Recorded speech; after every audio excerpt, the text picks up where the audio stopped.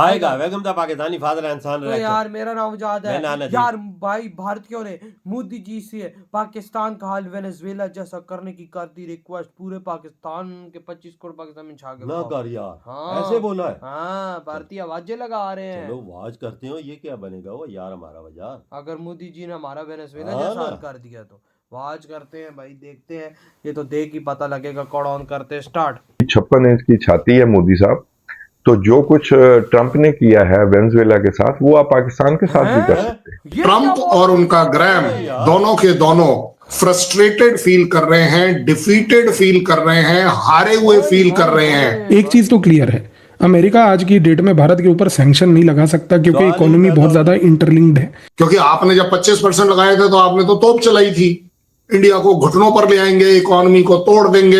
यहां तो उल्टा इकोनॉमी राइज हो गई। काश के हम इंडिया से कुछ सीखें about democracy, about pluralism, about neutrality, about independence, about constitutional law, etcetera etcetera. America जाहिर सी बात है कि भारत के ऊपर बल का प्रयोग नहीं कर सकता क्योंकि वो पॉसिबल ही नहीं है इतना ओवरसीज मिलिट्री ऑपरेशन करना। वो जनाब आप पाकिस्तान से उसको मौलाना मसूद अजहर को भी उठा के ला सकते हैं, हाफिज सईद को भी लेके आ सकते हैं। इंडिया के अंदर वो ताकत दिख गई अब उन्हें कि भाई साहब ये नहीं झुकेगा, ये पाकिस्तान नहीं है जो अपने आप झुका रहा है। ये इंडिया का जो रोमांस था विद द वेस्ट, क्योंकि it was the perfect example of philosophies, civilizational cultures borrowed from the west. India सकता है ऐसा, और मोदी ये में ताकत है। की फितरत में नहीं है कि हम किसी इंडिविजुअल को खुश करें। तो अमेरिका का यहाँ पर गेम प्लान बड़ा क्लियर है कि उनको बेसिकली इस मोमेंट पर एक मैनेजेबल भारत चाहिए, एक डोमिनेंट भारत नहीं चाहिए। पाकिस्तानी एक चीज को याद रखें, हाफिज सईद को कत्ल करने की कोशिश बाकायदा इंडिया का जो यहाँ पर नेटवर्क था उसके जरिए की जा चुकी है। हमें इस हिसाब से बड़े ही एहतियात की और बड़ी ही हिफाजत की जरूरत है। दोस्तों नमस्कार। तो जो कुछ भी वेनेजुएला में हुआ है उसके बाद कई पाकिस्तानियों का यह कहना है कि भारत भी ट्रंप के आगे झुक जाएगा। दोस्तों जरा सोचिए, जो देश 50% टैरिफ लगने के बाद भी ट्रंप के सामने नहीं झुका, वो आगे क्या झुकेगा। पिछले 2 महीने में ट्रंप ने 50 बार भारत का नाम लेकर न जाने क्या क्या कह दिया। कभी जेट्स की बातें करता है तो कभी ऑयल की। यहाँ तक कि ट्रंप ने खुलकर पाकिस्तानियों को सपोर्ट किया, लेकिन फिर भी भारत ने आधे पैसे का भाव भी ट्रंप को नहीं दिया। अब फिर एक बार ट्रंप भारत को टैरिफ लगाने की धमकी दे रहा है, लेकिन फिर से वैसा ही होगा। भारत हाईएस्ट जीडीपी रेट से ग्रो करेगा और ट्रंप को एक और झटका लगेगा।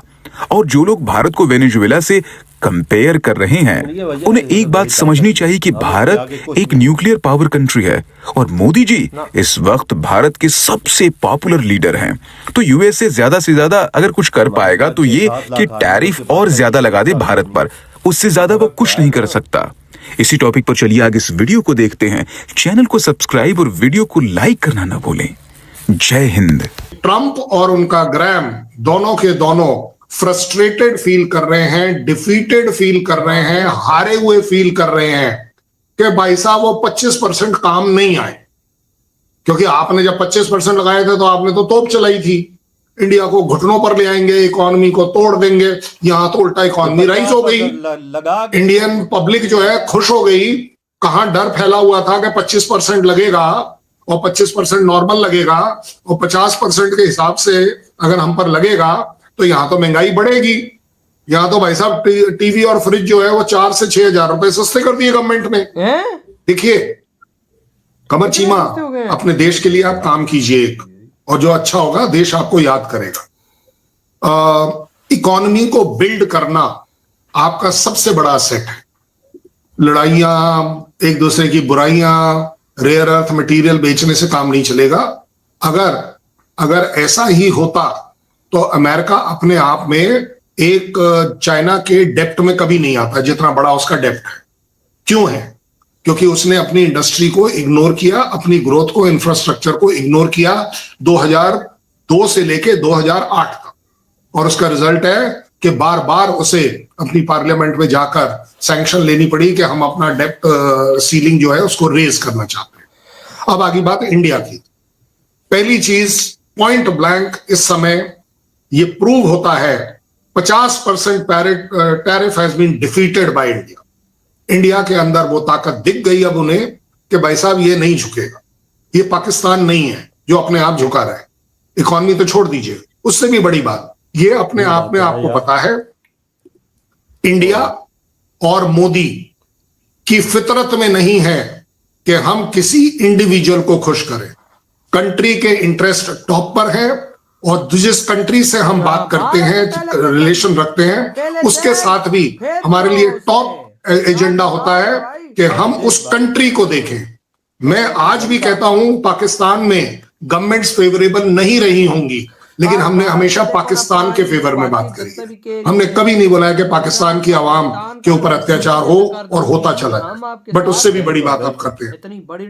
मैंने आपको वेनेजुला की बात इसलिए बोली है, ट्रंप को पता है कि हम ऑलरेडी वेनेजुला से तेल ले रहे हैं। अब जब ये टेक ओवर कर रहे हैं, जैसा कि उन्होंने ऑफिशियली डिक्लेयर भी कर दिया है, तो ये अब आपको वहां वाली थ्रेट दिखाने की कोशिश कर रहे हैं। चलो एक बात बताओ कमर चीमा, बढ़िया, आप एज अ पाकिस्तान आपको क्या लगता है कितना टैरिफ होगा तो इंडिया झुक जाएगा? आपकी लैंग्वेज में कितना होगा तो झुक जाएगा? Tariff, it's a question falling out of. तो जनाब अगर टैरिफ की बात ही नहीं है तो फिर ट्रंप की औकात क्या और पाकिस्तान की औकात क्या? मैं आपको जज बना रहा था। असदुद्दीन अवैसी साहब हैं, कोई उनके मेंबर पार्लियामेंट हैं, उसको तो कुछ और उन्होंने जनाब ये कहा है कि भी आप वैसे तो लोग उस किसी और तरफ लेके जा रहे हैं, लेकिन उन्होंने जो बातें की हैं वो पहले सुन लें। बल्कि उन्होंने कहा आपकी 56 इंच की छाती है मोदी साहब, तो जो कुछ ट्रंप ने किया है वेनेजुएला के साथ वो आप पाकिस्तान के साथ भी कर सकते हैं। हाँ, देखा भाई, भारतीय मांग रहे हैं मोदी जी से यही बात। भारतीय चीखे मार मार के बोल रहे हैं कि भाई साहब पकड़ो इनको। भाई साहब जिस तरह ट्रंप ने वेनेजुएला का हाल किया, आप भी करो। बिल्कुल अवैसी ने भी बोला, भारतीय भी बोल रहे हैं ये बात कि यही करो। मसूद अजहर को वहां से पकड़ो, गले से पकड़ो और इधर ले आओ। हाफिज सईद को पकड़ो, इधर ले आओ। कर सकता है इंडिया, मोदी जी आप कर सकते हैं। भाई साहब ऐसी आवाजें लगा रहे हैं भारतीय।